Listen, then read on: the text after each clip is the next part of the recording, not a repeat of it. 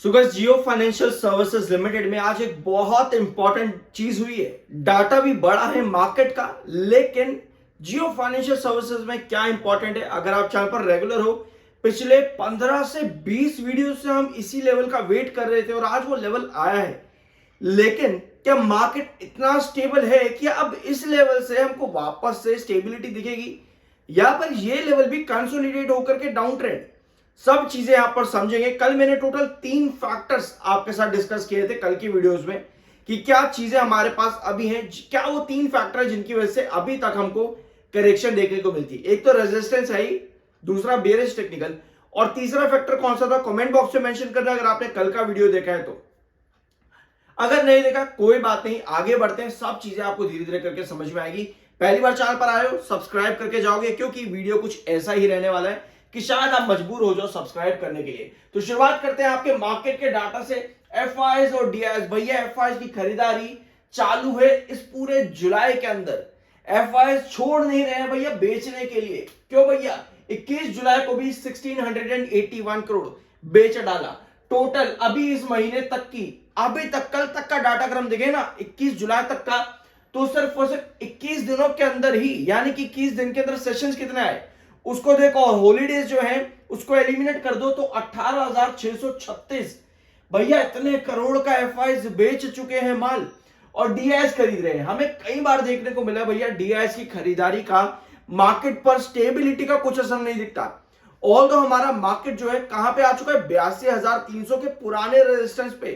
अगर आप चैनल पर रेगुलर हो तो आपको पता होगा कि 82,300 सेंसेस का पुराना इंपॉर्टेंट लेवल रहा था रेजिस्टेंस के अंदर, हम फिर वहीं आ चुके हैं। तो क्या यहां से अब चीजें फर्दर बनेंगी, एस्केलेट होंगी, डिस्कस करते चले जाएंगे, उसको आगे भी सब्सक्राइब कर देना।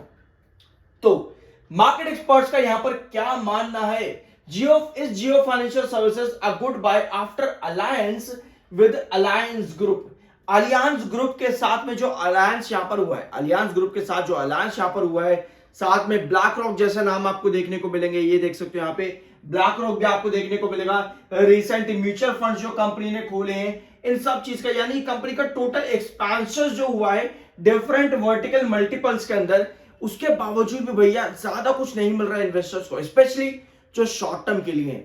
वेयर एज अगर आप लॉन्ग टर्म इन्वेस्टर थे अप्रैल या फिर मार्च के अंदर, तो आपको बहुत कुछ मिला है, बट शॉर्ट टर्म इन्वेस्टर्स को यहां पर सिर्फ और सिर्फ दुख के अभी तक कुछ नहीं मिला है। तो ये पूरी रिपोर्ट जो आपकी यहां पर है ना, ये रिपोर्ट आपको यही बताती है कि भैया जेएफएसएल प्राइस जो आपका ये स्टॉक है, जो आपकी ये कंपनी है, ये लॉन्ग रन में ज्यादा बेटर है। और ये पूछा गया जब भैया मार्केट एक्सपर्ट से, तो उन्होंने बताया कि भैया कंपनी ने रिसेंट जो जॉइंट वेंचर किया है ना, और जितने भी म्यूचुअल फंड्स के अंदर कंपनी ने एक्सपेंशन किया है, अभी कितने एक्सपेंशन किए कंपनी ने म्यूचुअल फंड्स के अंदर एक बार देख लेते हैं, लगभग 15 से 20। ये रहा, Joshi noted that the company has already launched 15 to 20 passive mutual funds and many of its new verticals are now becoming operational. यानी कि इनका जो प्रॉफिट है, अब जो कंपनी के नए नए काम आ रहे हैं, इनका जो प्रॉफिट है वो आने वाले 2 से 3 क्वार्टर्स के अंदर देखने को मिल सकता है, जनरेट होता देखने को मिल सकता है, प्रॉफिट और रेवेन्यू। ये सब बातें मार्केट एक्सपर्ट्स की हैं कि कंपनी जो अभी एक्सपेंशन कर रही है, उन सब का रेवेन्यू और प्रॉफिट्स आने वाले 2 से 3 क्वार्टर्स में देखने को मिलेंगे। अब भैया इतना बड़ा एक्सपेंशन, एक कई बार मैंने देखो आपके साथ टोटल 4 रिपोर्ट में आपके साथ पिछले 8 महीनों के अंदर शायद 4 रिपोर्ट डिस्कस कर चुका हूं, और ये चारों रिपोर्ट आपको यही बताती है कि भैया long term long run, long term long run. लेकिन कई बार देखो क्या होता है ना, अगर आप लॉन्ग टर्म के लिए भी जाते हो ना, बीच में कई बार आपको बहुत से अलग डिसीजन लेने पड़ते हैं। क्योंकि लॉन्ग टर्म क्या होता है भैया, साल, 2 साल, 3 साल, 10 साल, 20 साल, यही होता ना।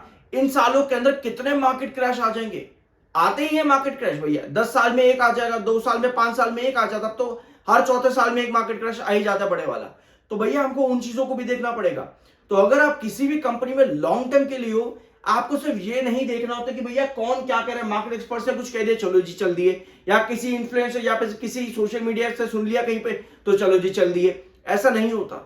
आपको एक पर्टिकुलर रेंज डिसाइड करनी होती है, जहां पे आप सोचते हो कि हाँ ये एक पर्टिकुलर प्राइस है, यहां पे मैं अपना काम अच्छे तरीके से कर सकता हूं, यहीं से ही मुझको लॉन्ग टर्म का विजन लेकर के जाना है, बट उसको भी मैं बीच बीच में चेंज करना पड़ता है। तो ये मार्केट एक्सपर्ट्स का ओपिनियन है, और टोटल 8 महीने में 4 रिपोर्ट्स में आपके साथ डिस्कस कर चुका हूं।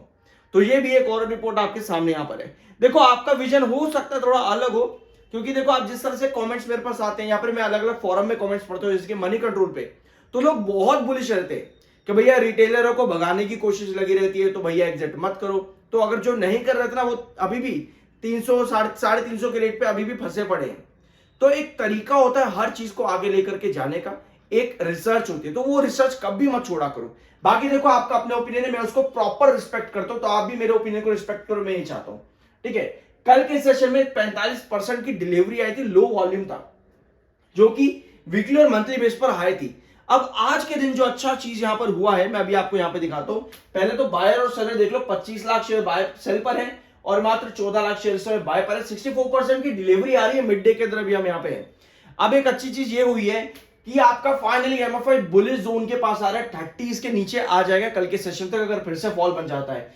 54.8 का आपका आरएसए न्यूट्रल एमएफआई और आरएसए अब आप यहां पर आ चुके हैं। चार्ट पैटर्न हमें क्या बता रहा है भैया, ये है आपका पैटर्न, और ये जो आप ट्रेंड्स देख रहे हो ना, ये दो ट्रेंड ऊपर और नीचे वाले दो ट्रेंड, ये 15-20 वीडियोस में आपके साथ ले चुका हूं, और फाइनली अब शेयर आ चुका है भैया 305 से 310। ये आपका पुराना रेजिस्टेंस था जून मिड के अंदर। यहां देखो हम डिस्कस करते हैं किसी भी रेजिस्टेंस को ब्रेकआउट देने के लिए स्टॉक को सस्टेनेबिलिटी चाहिए होती है, बिल्कुल इस तरह की किसी भी रेजिस्टेंस जो हमें यहां नहीं दिखी 332 से 328 के बीच में, यहां नहीं दिखी, जो हमें वापस यहां चाहिए। जब भी कोई कंपनी का स्टॉक आपको नीचे आता देखने को मिलता है, अपने पुराने रेजिस्टेंस को सपोर्ट बनाता है, अपने पुराने रेजिस्टेंस को सपोर्ट बनाता है, यानी कि 305 से 310 ये इसके पुराने रेजिस्टेंस थे यहां जून मिड के अंदर 2025 में। तो यहां पर देखो तो आज स्टॉक ने 309 को जैसे ही हिट किया, यानी कि पुराने रेजिस्टेंस पे जैसे ही हिट हुआ, वापस से रिकवरी दिखी 312.85 पे।